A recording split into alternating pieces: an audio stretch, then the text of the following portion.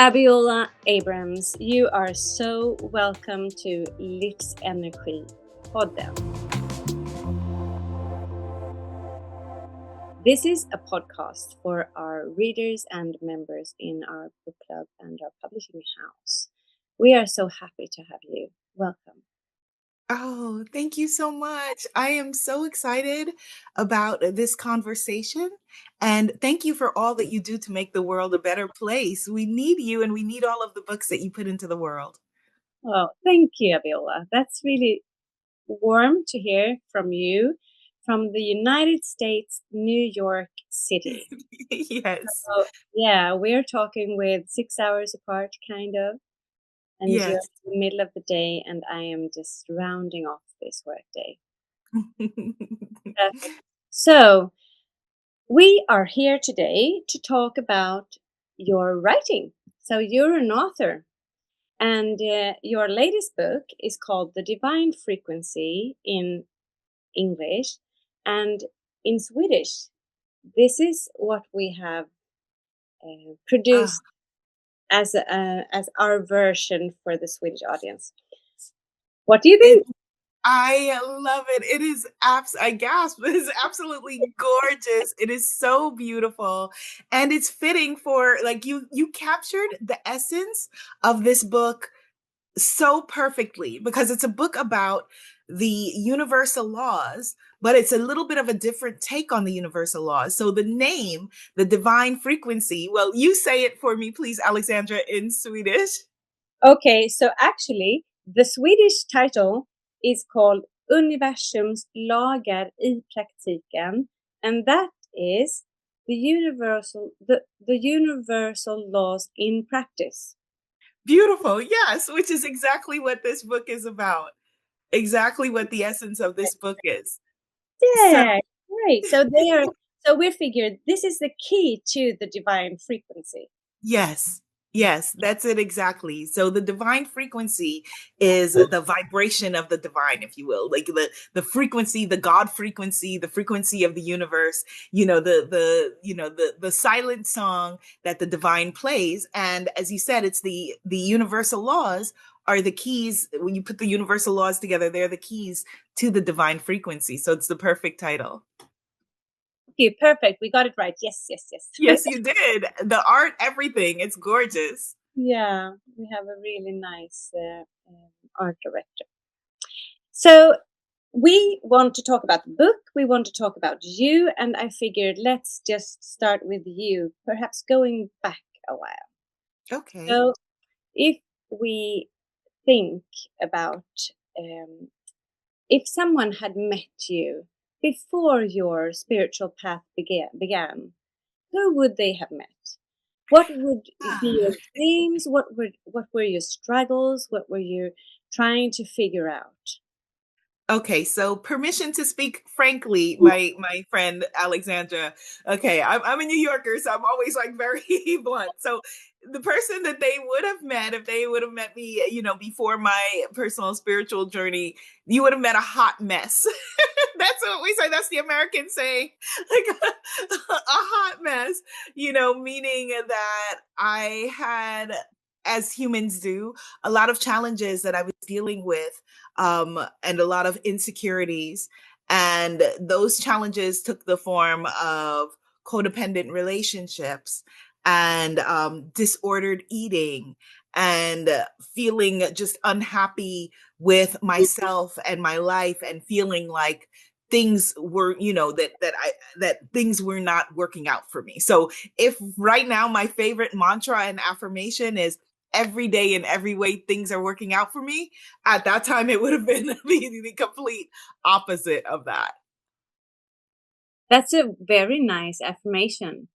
Could It you is say my one? absolute, yeah, so it's my absolute favorite affirmation, and it's every day in every way things are working out for me. And I always clap when I say, because the rhythm of it helps it to just kind of get into your mind. Every day in every way things are working out for me. And it's a beautiful affirmation to just have, kind of humming underneath your life, that no matter what happens, good or bad, perception, the perception of bad things happening, challenging things happening, reminding yourself that every day in every way things are working out for me. So it may seem on the surface that maybe this is a negative thing, but because I believe in my soul, in my marrow, that life is happening for me, not to me, life is happening for me, that it's working out for me.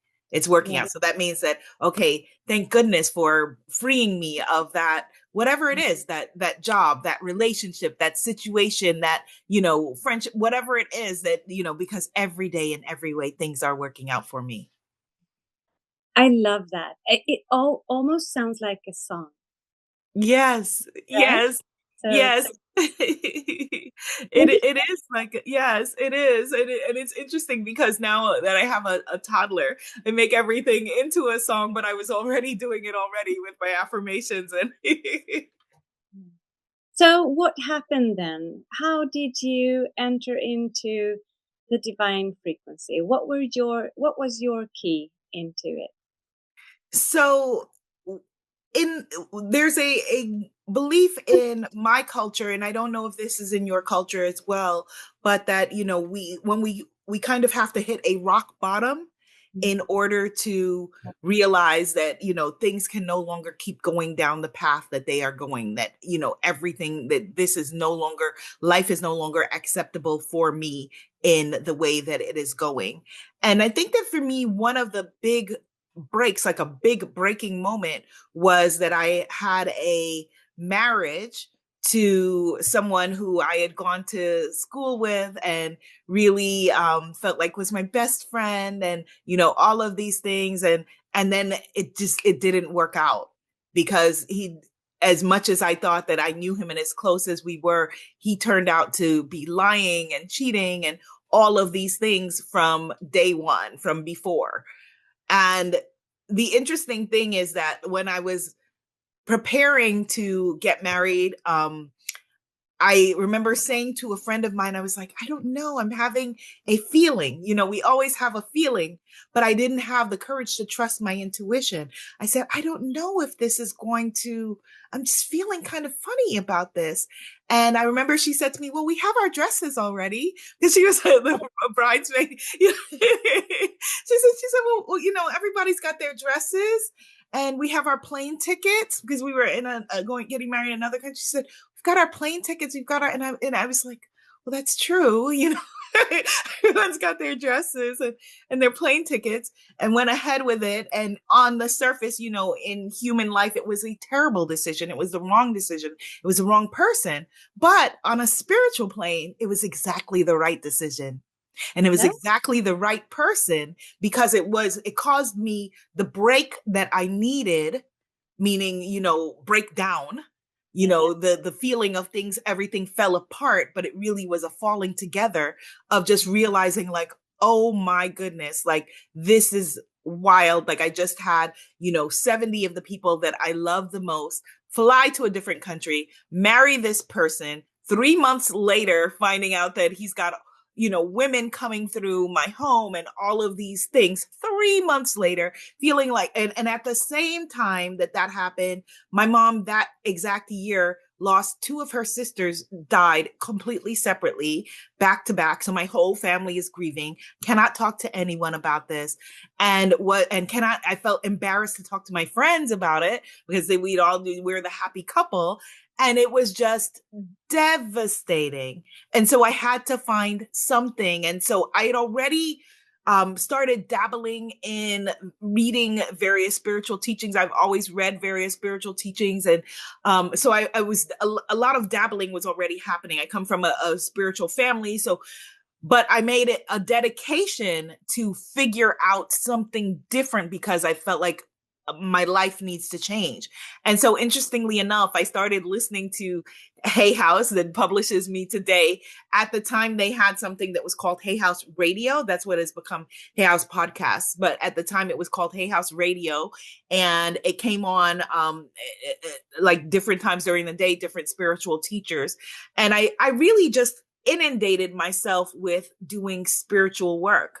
I went and had like a spiritual initiation into certain teachings, and just really like the affirmations, like the same way we were doing every day in every way things are working out for me. I put affirmations all over my whole apartment that I was living in, and just rewrote my brain, and unknowingly at the time started to use the universal laws in order to reorder my life.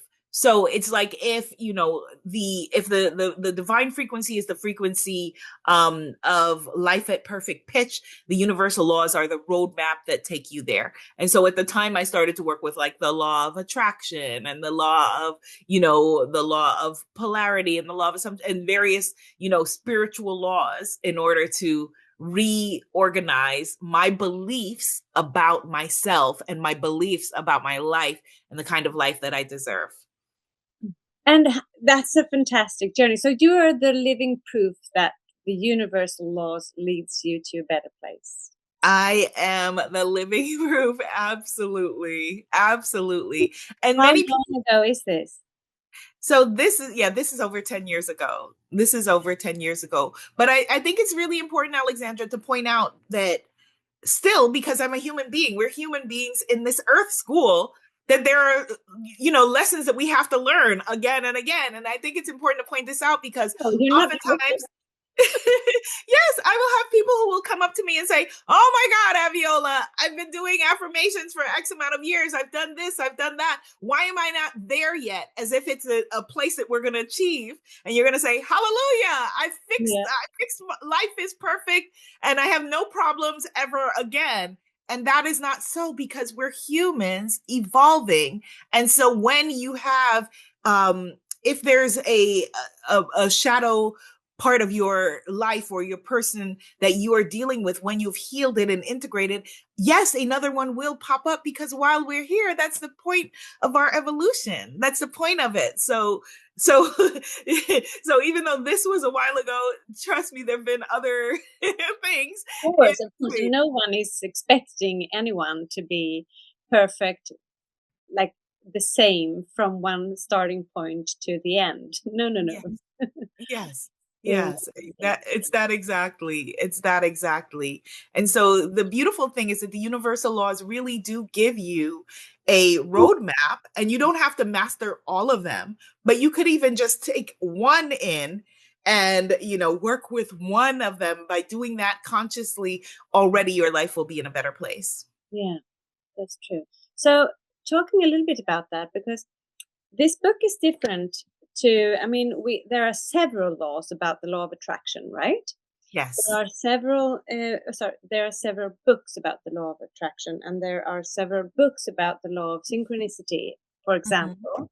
So many people, they know some of these laws by heart, and they follow them, and they think about them now and then, and perhaps practice it in their lives.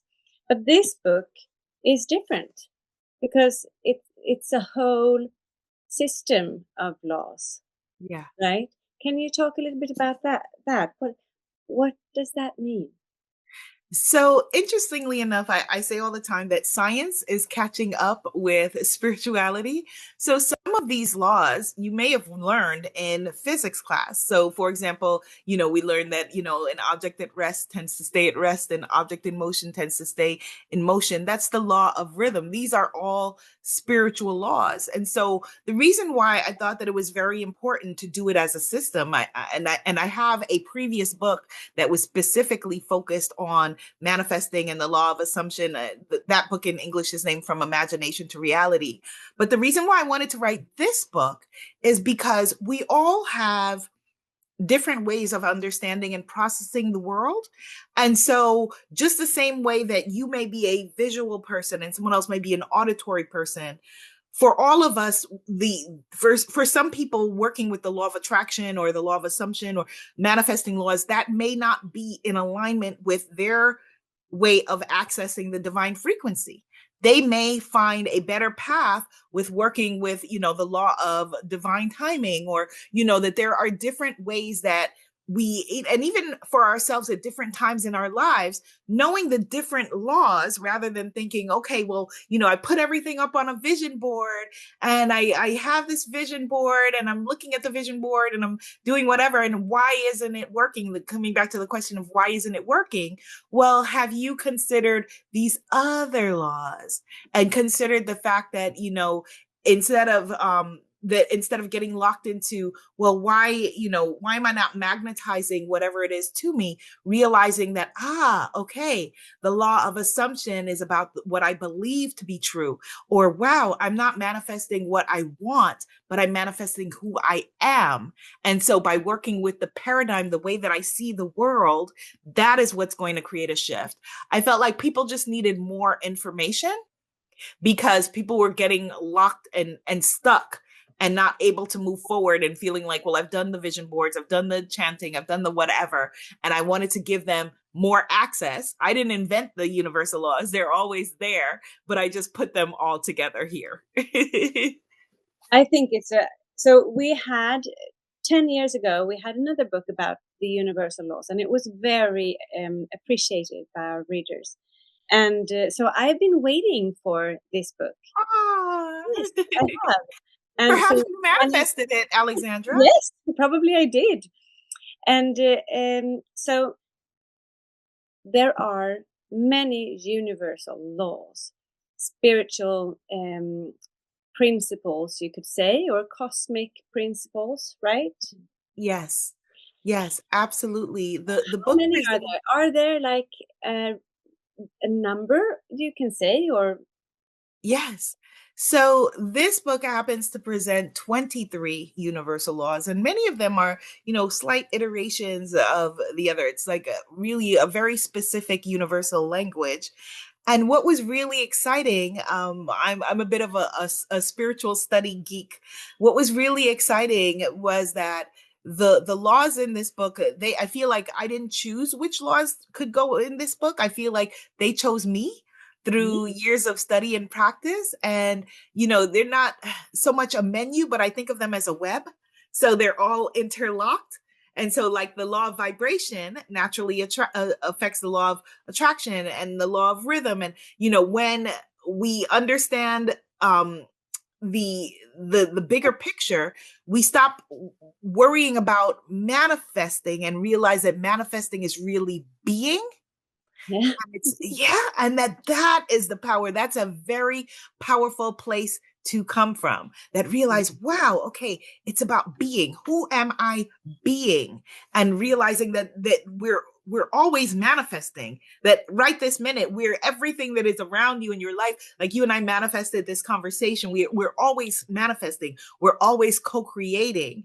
And so focusing on the beingness, we're human beings, as they say, not human doings, the beingness that a lot of our cultures, mine particularly, New York American culture is very much in the energy of hustle, of doing, the doingness of it, rather than the being, the power of being. And so realizing that also, this is important to point out, someone will say to me, oh, well, I don't believe in that, or I don't believe in whatever it is.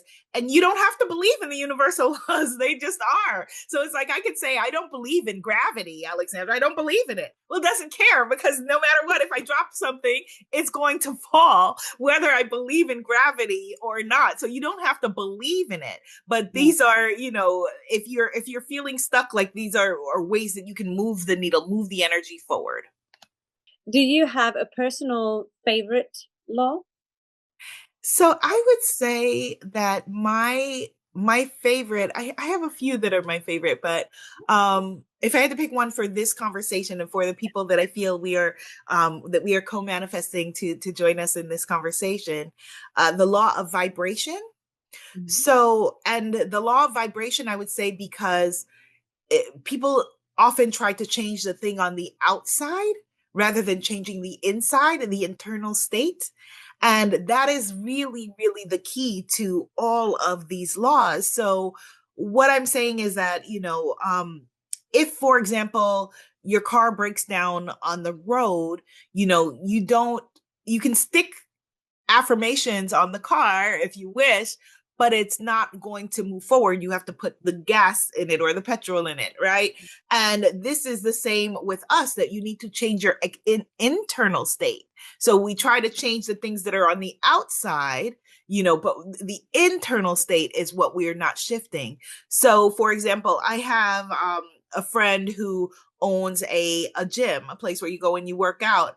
And every year he tells me the same thing, that in January the gym is full. The gym is so full in January, and he cannot wait until around February 15th, around Valentine's Day, when everyone stops going and goes back to doing whatever they were doing, because then the people like give up on whatever New Year's resolution that they made. And it's because they've tried to fix from the outside and say, wow, I'm going to go to the gym, I'm going to work out, I'm going to be this, without changing their internal state, without changing what they believe about themselves or about the world or about food or their bodies or whatever it is. You see? And so the law of vibration is very powerful for that reason, because it's saying that, if something is vibrating here, it's going to vibrate something here. Something is vibrating as within, so without. So that's the power of it. So I would say that it's probably my favorite for this conversation. Yeah, I like that one too. And it's about frequency. Yes.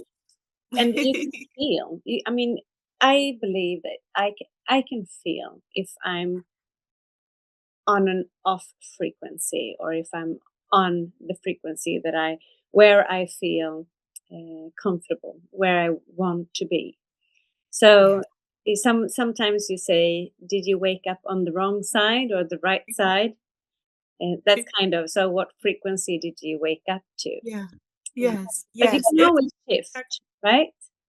Yes, yes, that's it exactly. So yeah, so the question of like, okay, you woke up on the wrong side of the bed or whatever it is that, yeah, you woke up in out of frequency, you're out of alignment, you're not in the frequency of whatever it is, the vibration of what you're wanting to manifest, to create the life that you're wanting to have. And another universal law that I really like is the law of rhythm, which is about, life has seasons. And so, you and I, before we came on the chat, we were talking about the seasons that we're in, physically, but we also have seasons of our own that we're going through. And so in New York, where I live, this was a particularly brutal winter. It was not only freezing, but it was also a lot of snow and all of those kinds of things. And a couple of years ago, bought my first house and moved out of the city and moved to the suburbs to raise my daughter. And I love the house that I'm living in. Well, it happens to be an old house, built in the 1930s. And this year was the year that the house decided that everything would break, from sewage systems to plumbing to just everything. And so it was very extremely stressful. And in the past, I used to get seasonal affective disorder. I'm a very summer person. I'm a summer baby. I come alive in warm weather. And I would get like, kind of like winter blues, they call it as well. And I haven't experienced that in a long time. And I was kind of feeling that this year with just everything and the weather and all of that. And so the reminder of the fact that life has seasons, and when there's a low season, there's a high season coming. There's no need to panic, that the upswing is coming. It's, this too shall pass, better or for worse, that life has seasons is a very powerful thing for us to know. Yeah, that's very true. Yeah. And still, I don't know. I believe, if I remember correctly, you have a shorter winter than we do here in Sweden. So you must be Probably in do. your spring term now. In about another week or so, that the snow is still on the ground. We had the snow melted completely on last Saturday, and then on Sunday we got dumped with another big snowstorm. The snow is still on the ground, and it could still snow in March, but next week is daylight savings, and we're warming up. We're not Mm, by any means there, but yeah, it's warming up. that's Spring good. is coming. Spring is Yes. coming. Yeah. Uh, so another way to look at the laws, some of them are also misunderstood. Yeah. So can you name some or describe perhaps one or two that are often misunderstood? That's a great question. So I really think that the biggest one that is most misunderstood is the one that happens to be the most popular one these days, which is the law of attraction. I really do. I think that, there's a lot of frustration that people have, and then they kind of say, well, I'm going to give up manifesting, and then like I said, you're still manifesting no matter what. I think it's the biggest one where it's misunderstood, and I think that one of the things that is important to know is that when fear or stress shows up in your life, and that is then the frequency that you are vibrating from, rather than treating it as a permanent state, treat it as a guest. So don't let it move in. Don't ask it. Be curious about your feelings. Be curious about what it is that you're feeling. Also, letting yourself feel what you're feeling is very powerful by itself. That in our cultures, in Western culture, that there's very much trying to numb or avoid what you're feeling. People do that with food, with alcohol, with codependent relationships, drugs, drink, whatever it is. But you don't feelings are a vibration and are a frequency. So allowing yourself to feel what you're feeling, and being curious about what you're feeling, and knowing why am I feeling this? What is it here to teach me? Is a very powerful energy to come from.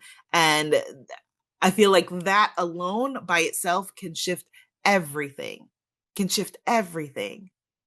I needed to hear that. Oh, So what I take good. from the last minute here is to treat the fear and the stress and the other perhaps kind of negative feelings as a guest. Don't let them move in. Yes. And also listen to what they have to say. Yes. Yeah. Yes, Okay. absolutely. Ask a good question is, okay, how is this feeling trying to protect me? Mm. Oh, is it How challenging? is it? Yeah. How's it trying to protect me? Like a little bit of a shift in a way of looking at it. Because Mm. again, we're assuming that life is happening for us every day, in every way, things are working out for me. So, Mm. how is this feeling, this fear, this sadness, this anger, this grief, whatever it is, how is this trying to protect me? Mm. And if you don't find a good answer, it's just to release it. Just release it. Mm. Just release it. Yeah. I think Just many times we don't have a good answer to that question. Yeah. And that's okay. Mm. That's okay too. Well, one of the things, and I don't know if because I'm gonna see your version, but I assume that it's you still have their journal questions and exercise. Everything is the same. Everything Okay, is okay, yay. the Okay, same. so the journal questions and the exercises in here are what to do when you don't know what to do. So that's really great. So say that you're like, okay, there is no answer for that. So look at the processes in here, and it can help you to find alignment. Mm. So let's just break where we were for a second and look into the book. And Yes, because the book is each chapter is made up of one law, we could say. yes. And tell us a little bit about how you chose to put it together. Yeah, so here is the US version, which is not as beautiful as the Swedish version. So your readers are in for a treat. Okay, so then, as I said, let me just show you the table of contents. And I don't know if I assume you probably have published Colette Baron Reed as well. Yes, we do. Okay, so Last time this summer with the Wisdom of the Oracle. okay, excellent. I love, love, love that deck as a fellow Oracle deck creator. So Colette Baron Reed has written the forward for the book. And then there's the giving a reflection. The laws are broken up into the Hermetic principles, which are the most known of the universal laws, and then the laws of manifestation, the laws of spiritual alignment, the laws of universal harmony, and the law of integration. And the law of integration is perhaps the most controversial because that is what I call the law of the shadow, and working with our shadow selves. That often in spirituality, we have conversations only about love and light, but the shadow is a part of it. Just like you and I are coming out of a season of winter where we live, it's the shadow. Winter is a time of going within. You need the winter in order to appreciate the spring.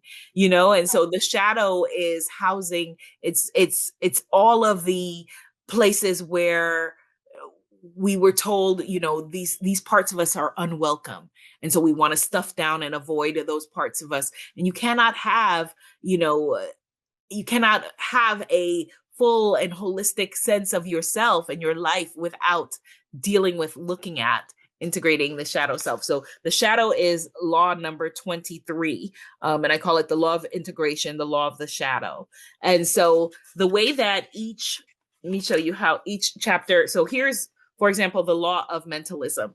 As a matter of fact, let me do this again. I'm going to close the book. One of the things that I did is that I've created printable cards, and maybe I'll do them in Swedish actually Yeah. as well, for your readers can come and download it. I created printable cards in English that people could come and download for free from my site, and said that they can use the book as an oracle by just opening it and finding what law they need. So I've just opened it. Okay. So the law that came up is the law of compensation. And it says here, you will be compensated in direct proportion to the value of your service to others. And let me just read just a little bit of it. Is that okay? Please do. Okay. You are rich. You were born rich.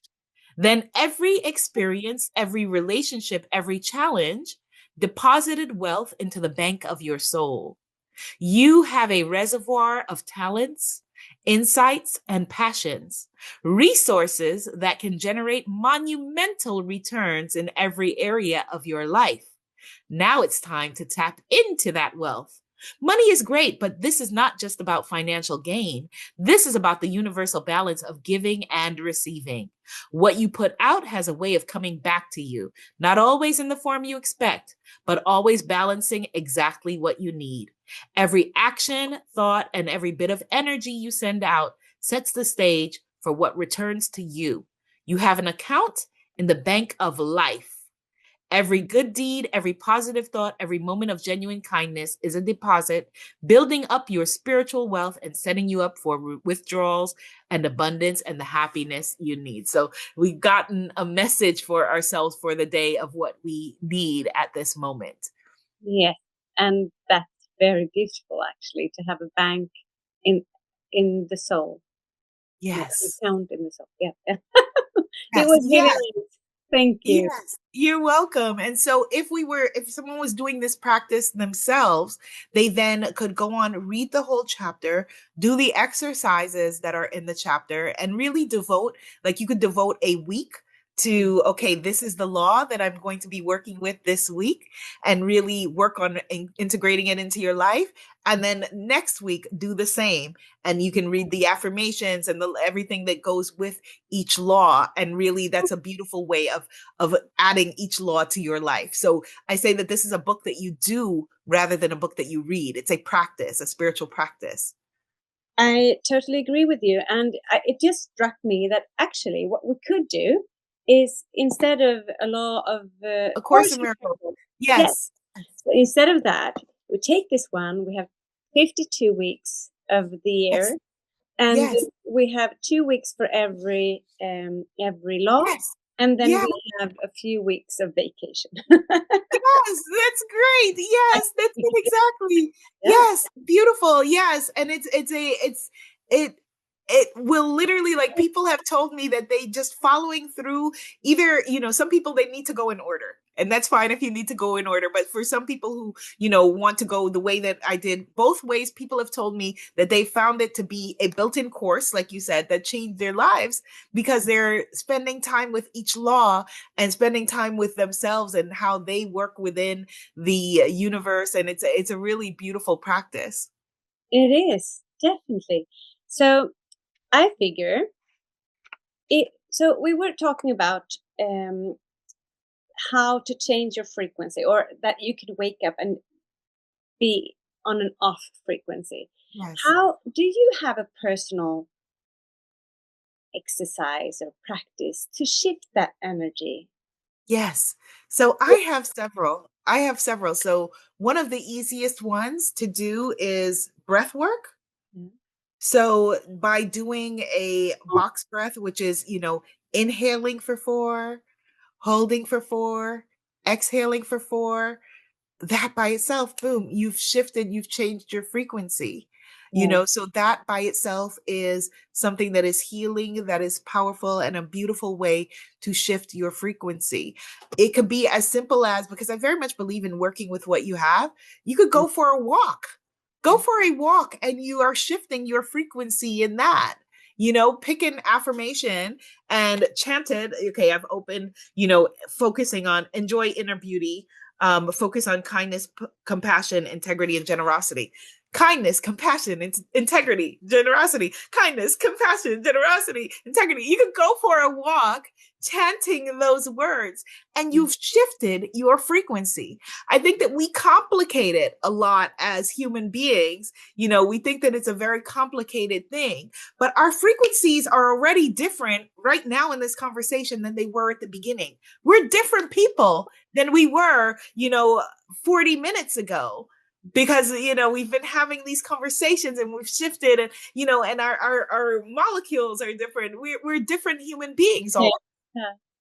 So don't you also think that sometimes, or many times, perhaps most often, it's to recognize what frequency you're in, so that you Yes. can actually see where you are, if there is something needed to change.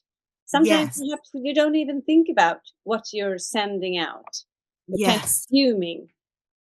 Yes, absolutely. Being aware of the frequency that you're at is key, because if we think about it, if you get in a car, before you like program, like, okay, where am I going to know? The first thing is that the car is going to pinpoint where you are, because it can't give you instructions. It can't program you to get where you're going without knowing where you are.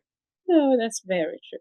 Right? It's not So even it's the something same you thing. need to believe in. It's just what it is, right? Yes. Do you have an idea when we are in the frequency that we want to be in? Mhm. What often takes us out of it? What is it that takes us Mhm. out of it? So this is such an important question, because, we're when people feel like life is beyond their control, when they feel like, okay, well, they're just good days and bad days, and they're completely, unaware. What can take you out of your frequency is really anything. So if you allow it to, Mm, that's the key. So it could be anything from something that someone says or does. It could be, what is on the news could shift you from your frequency. It could be, getting news that you didn't desire to have can shift you from your frequency. Anything can throw you off of your frequency, but it's realizing and remembering that, okay, I am co-creating my life. So I'm not just susceptible to the whims of, whatever happens. Like, okay, I watch the news and the world is falling apart, and so now my life is falling apart. No, you have the beautiful thing of realizing that you're co-creating your experience, you're co-creating your life.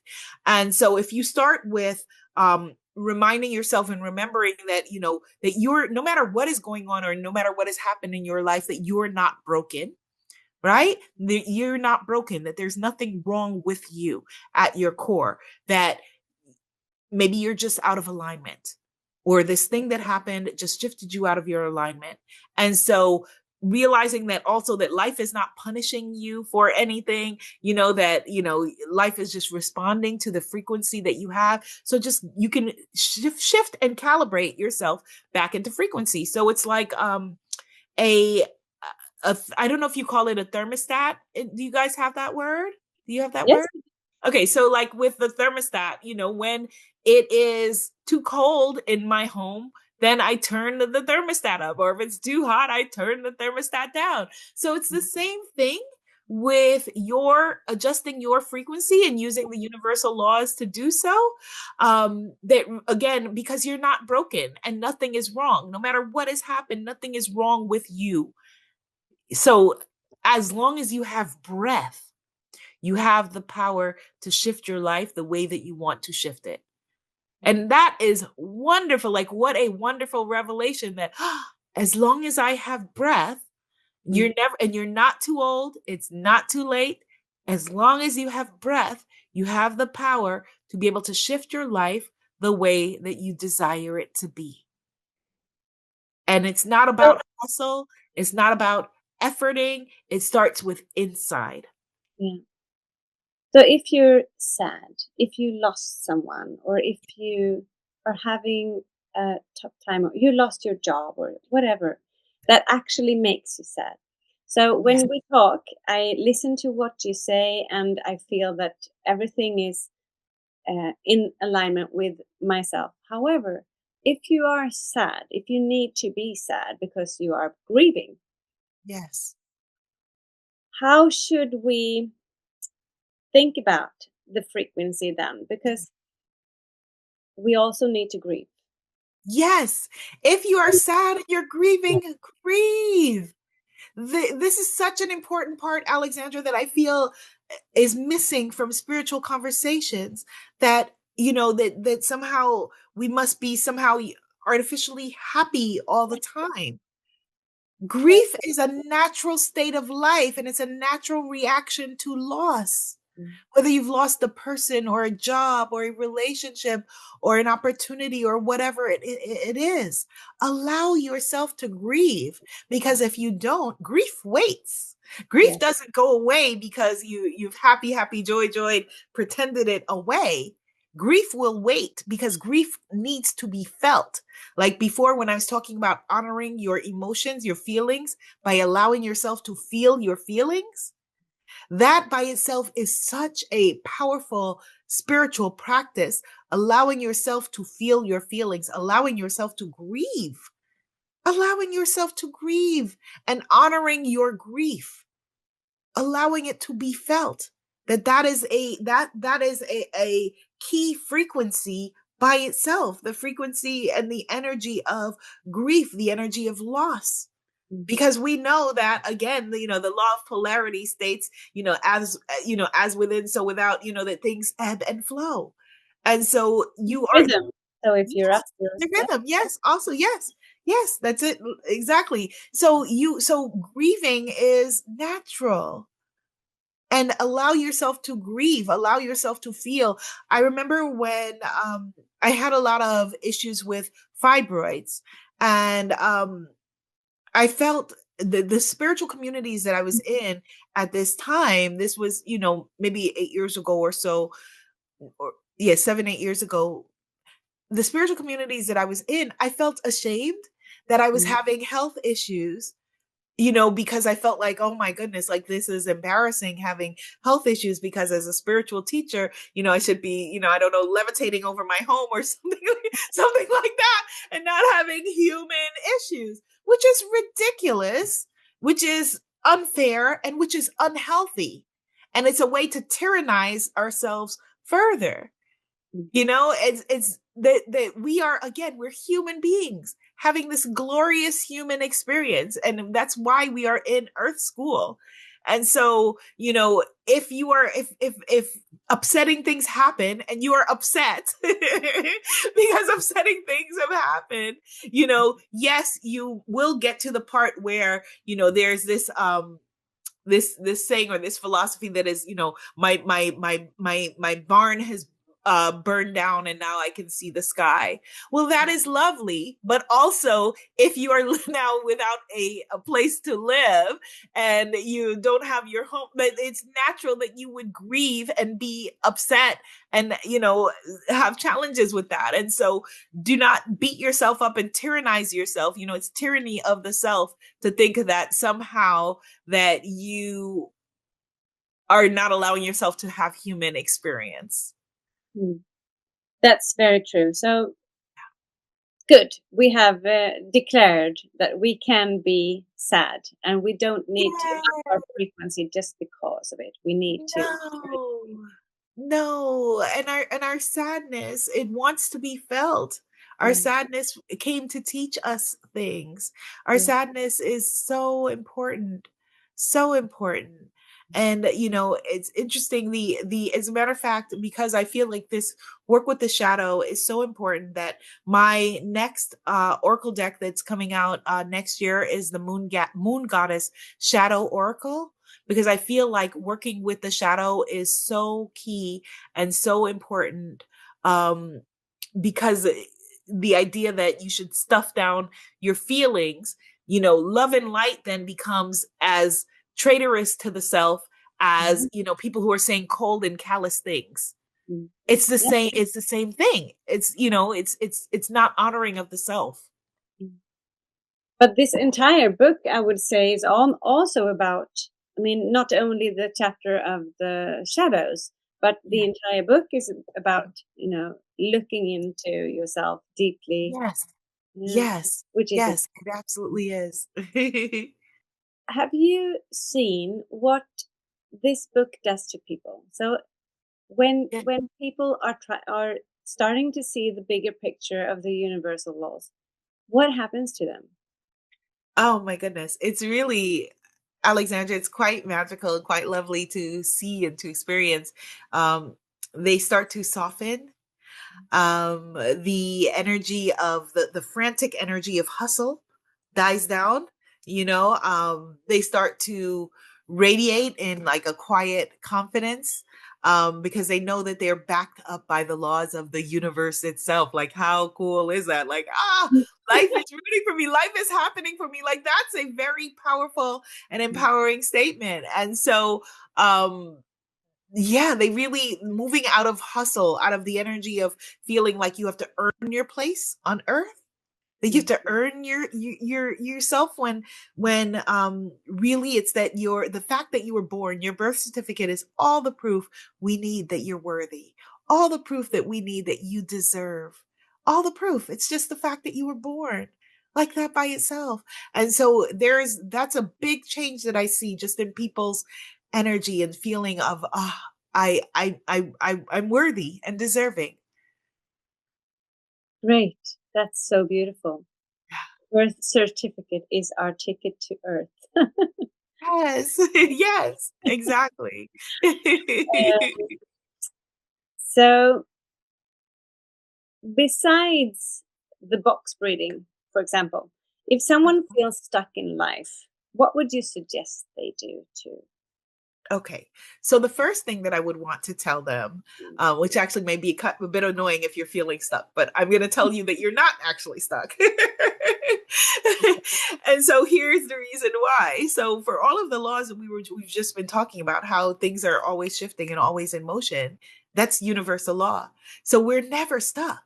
We are changing things back to the same thing over and over again. And so it gives us the illusion of stuckness. So we're not actually stuck. It's that you, with staying in your same belief system, keep recreating your life in a loop, keep recreating your beliefs in a loop. But the energy of life is moving. Life is moving forward. It's just waiting for you to make a shift. So by making incremental beliefs that we think that we have to, that it has to be something that is very, very big, incremental beliefs, incremental decisions, like even just realizing like, okay, I manifested this conversation with Abiola and Alexandra for a reason. And so doing something as simple as, like I said, just opening the book, to a law and taking it as guidance, that's an incremental thing that you can do to shift. Incrementally small, right? Yeah, so small things. So you don't have to see the whole staircase. You just have to see the step in front of you, And so, okay, the law of non-attachment is the one that I opened it to, which is the law of, right, okay, letting go of not being attached to the outcome, which makes perfect sense for what we're talking about. Instead of like, okay, I've got to make this the way that I want, being non-attached and realizing that you can observe things as they are happening, pinpoint where you are in order to make a shift.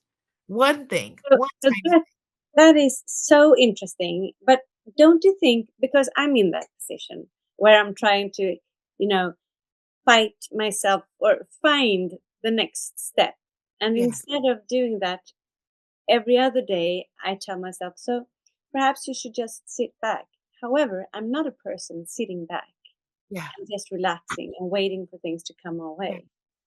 So yeah. No, I you're feel not yeah. No, like you're like me. You're like me that, sitting back and just relaxing. And that sounds like it's not something that is, it's not what your nature wants. It's not what you are wanting to do. So here's what my advice would be to you.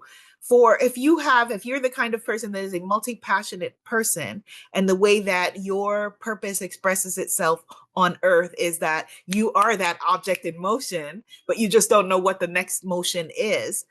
Find it doesn't have to be the big answer. Find the small answer. So the small answer, Alexandra, could be as simple as going to a conference where now at that conference, there's a person there that is the person that has the key to the next door. You see what I'm saying? So the answer is, instead of thinking that the whole answer has to present itself, look at the tiny answers that are presenting themselves to you. Take those and they will lead you to the bigger answer. You see? incremental steps. Incremental steps. It's the law of synchronicity. So it's the law that you are, that whatever it is, that what you are seeking is also seeking you. Right. So the person who right now just sent you an email out of the blue that you opened and it said, come to this random conference. And you're like, oh, I feel a pull there, but that's weird. I would usually not go to that sort of thing. Go to that sort of thing. Go and see, the Okay, answer is there. Yeah, the answer is there. It's waiting for you in that way. good. So we're not stuck. We just need to No. take incremental steps in order Yes. to find our new path. Yes. Yes. An object in motion tends to stay in motion, and an object at rest tends to stay at rest. And so taking the next step, you don't have to see the whole staircase again. Just see the step like, okay. The step is, wow, I've watched the interview with Abiola and Alexandra, and I've gotten the book, or I've bought this, I've gone on that cruise, or gone to that retreat, or, did that event, or whatever it is, that and here's the key, that it will usually be something that is out of your comfort zone. So allowing yourself to feel the stretch of, I wouldn't usually do this. I wouldn't usually go here. This is not my kind of thing, because you're right now living out the life of whatever stories you've told yourself up to this point. And a lot of us have people like me stories. And what that means is that people like me do this. People like me do these kinds of things. And so you need to break that spell on yourself. And so the way to break that, to break out of that paradigm, that story that you're telling yourself, is to do something that you wouldn't usually do. So start to just break yourself out of it. If you usually walk this way, walk that way to go home. Yes, as You're easy still as that. breaking. Yes, Simple as that. yes, yes, as simple as that. Life is happening for you every day in every way. Things are working out for you. Yes. So, Abiola, I have a few short questions Yes.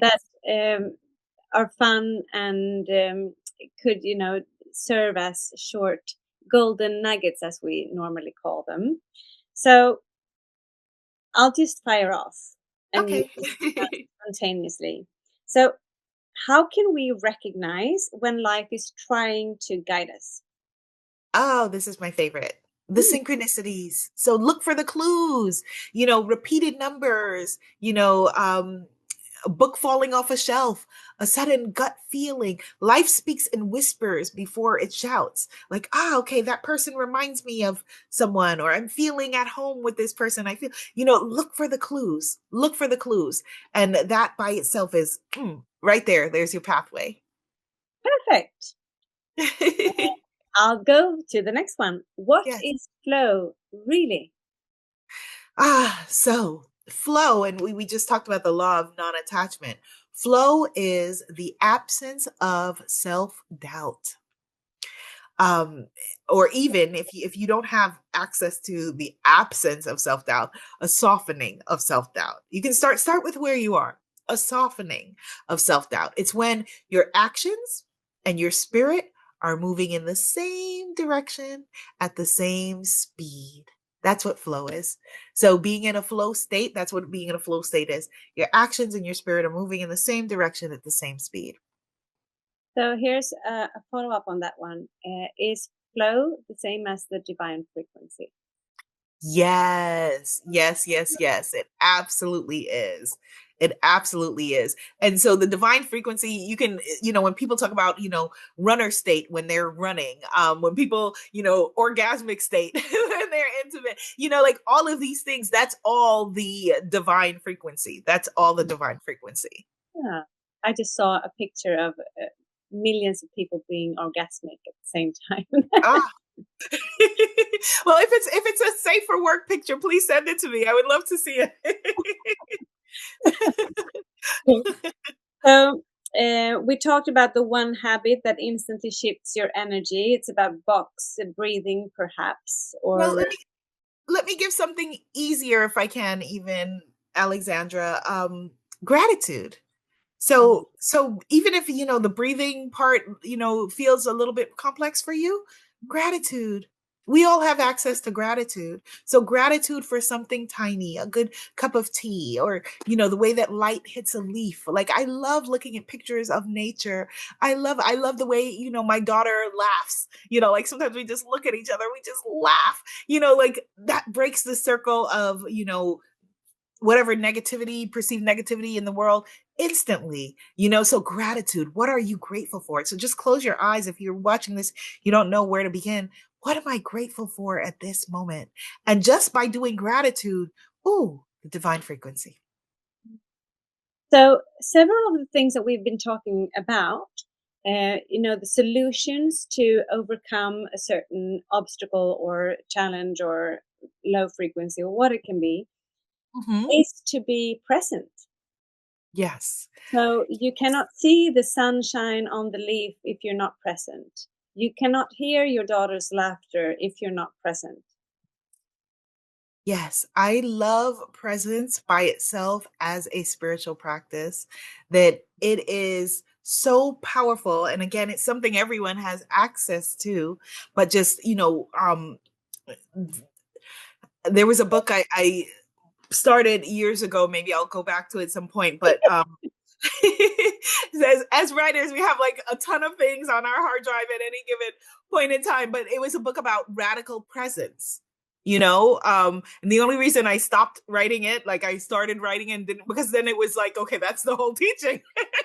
Like that's the whole thing. Like, like thank you, good night. That's it. Like just be present. But that by itself is so powerful. So powerful, and feeling into the energy and the frequency of right now, that by itself is so incredibly powerful. That is so true. Yeah. So this is a strong question, perhaps a bit too big, but I'll let us try it. So, Let's try. what does life ultimately want for us? Okay. Life wants our expansion. Life wants our expansion. Life wants you who are watching this or listening to this to be the fullest, brightest, most vibrant version of you. Life wants you to remember your power. Life wants you to know, to remember who you were born to be. Life wants you to remember who you are and whose you are. as the biggest, brightest expression of the divine that there is for every single one of us. Like how incredible is that? That, you know, the beauty of an ocean or falling snow or, you know, hearing the rain you know, on the window, or all of that is us. That's the same thing that we are: a tree, a leaf. And so the same way that those things are expanding and growing, and the beauty within them is the same beauty that we all have, each and every one of us. And so that's what life wants for us. Oh, that's a very precise answer. So life wants us to expand. Yeah. Hmm. Yeah. Yeah. But I can't wait. Okay. Oh, so, Abiola, the last question for you. So we've had over an hour of really, really nice talk. And Yes. is this your first meeting with your Swedish audience? Yes. Yeah. Yes, it absolutely is. This is my first book that has been published in Swedish. Like, I've been published in French, I've been published in Chinese. This is my first book published in Swedish, and hopefully we'll be doing many more together, books, decks, everything. But yes, it is. Great. So I figure you will, if you would sit next to the reader of this Swedish book, she Yeah. or he has not opened it yet. She just received it. Yes. So if you were able to sit next to her, what would you want her to know? Okay. So, first of all, hello, Swedish reader. Lovely to meet you. So, if we're going to sit together, I would love you to take a deep breath, realize that the search is over. Everything that you've been looking for, and I'm going to shock you with what I'm going to say, is already encoded in your DNA. So, yes, it's in the book, The Universal Laws, but everything you've been looking for is already encoded in your DNA. And so these laws, this book, which is a guidebook, is really a handbook to your life. It's a handbook to that DNA code that you already have. And so, how wonderful to now have a manual to help you with the coding that you already have. It's helping you to remember what your soul already knows. So that is what I would tell them, my Swedish reader. That is so beautiful, Abiola.